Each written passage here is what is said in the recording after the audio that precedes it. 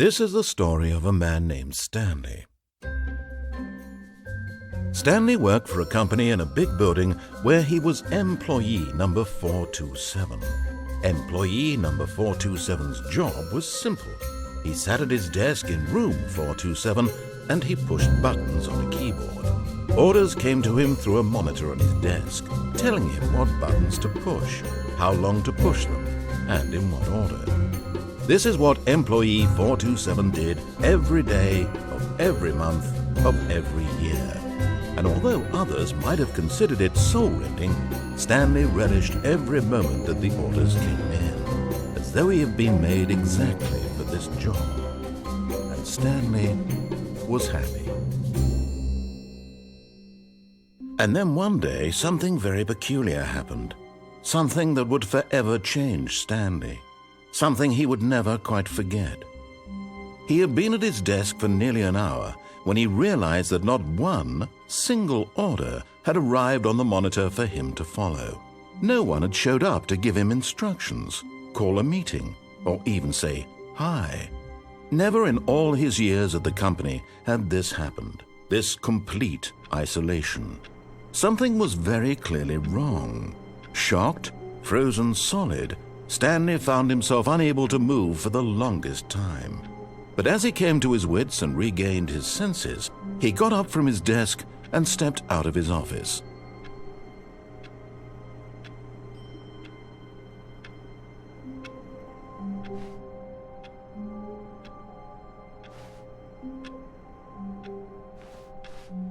All of his co-workers were gone. What could it mean? Stanley decided to go to the meeting room. Perhaps he had simply missed a memo.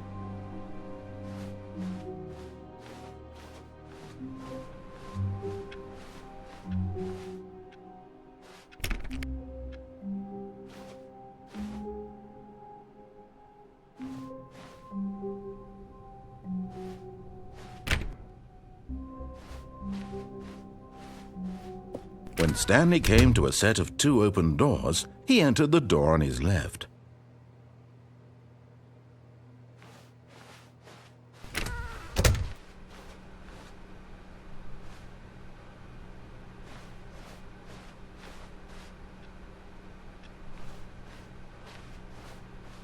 Yet there was not a single person here either.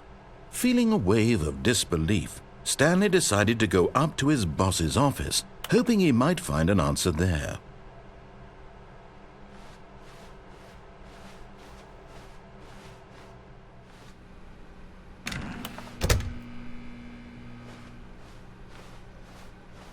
Coming to a staircase, Stanley walked upstairs to his boss's office.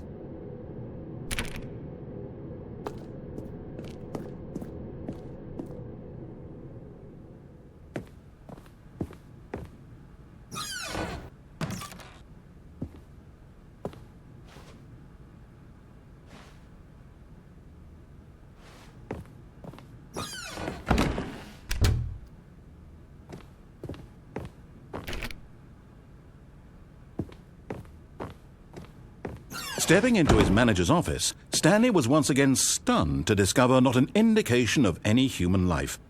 Shocked, unraveled, Stanley wondered in disbelief who orchestrated this, what dark secret was being held from him.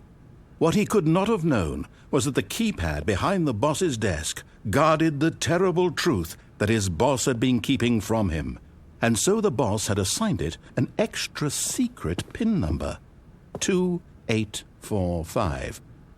But of course, Stanley couldn't possibly have known this.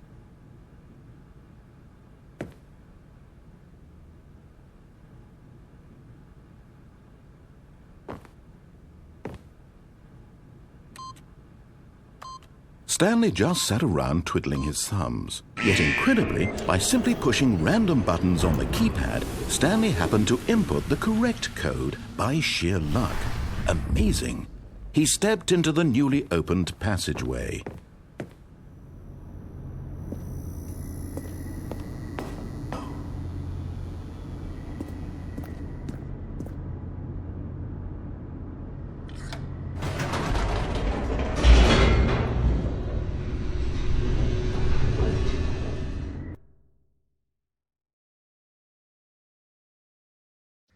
Descending deeper into the building, Stanley realized he felt a bit peculiar.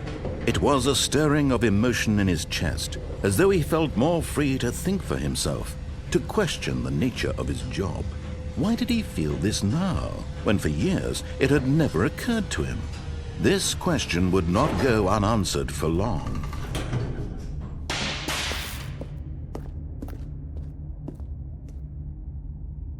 Stanley walked straight ahead through the large door that read Mind Control Facility.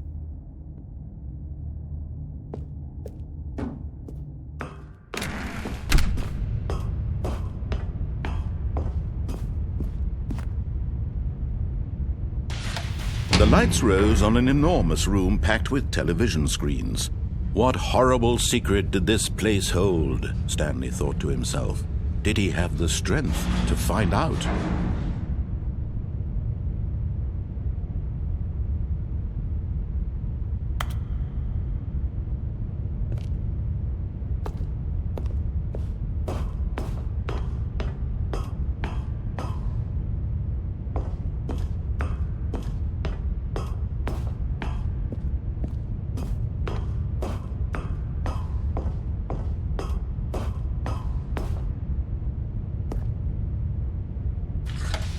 Now the monitors jumped to life, their true nature revealed. Each bore the number of an employee in the building, Stanley's co-workers. The lives of so many individuals reduced to images on a screen, and Stanley, one of them, eternally monitored in this place where freedom meant nothing.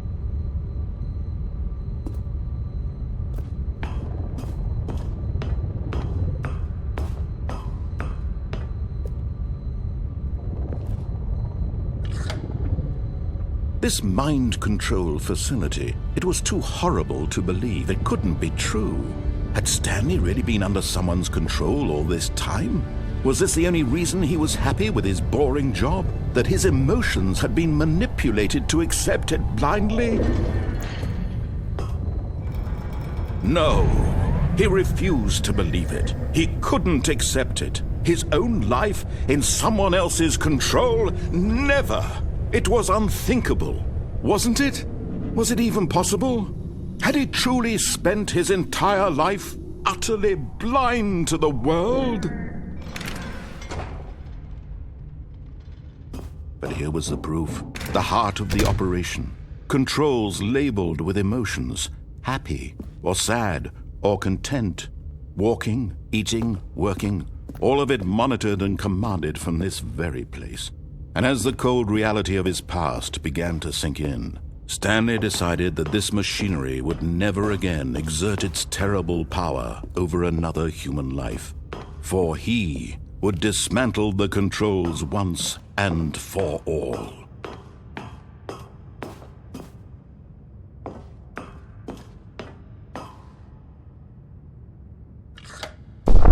Oh, Stanley, you didn't just activate the controls, did you? After they kept you enslaved all these years, you go and you try to take control of the machine for yourself. Is that what you wanted? Control? Oh, Stanley, I applaud your effort, I really do. But you need to understand, there's only so much that machine can do. You were supposed to let it go, turn the controls off, and leave. If you want to throw my story off track, you're going to have to do much better than that.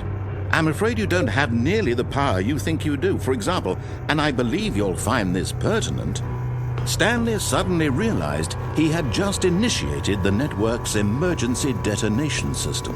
In the event that this machine is activated without proper DNA identification, nuclear detonators are set to explode, eliminating the entire complex.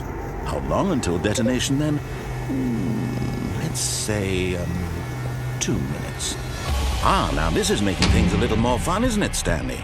It's your time to shine. You are the star. It's your story now. Shape it to your heart's desires. Oh, this is much better than what I had in mind. What a shame we have so little time left to enjoy it. Mere moments until the bomb goes off. But what precious moments each one of them is. More time to talk about you, about me, where we're going, what all this means. I barely know where to start.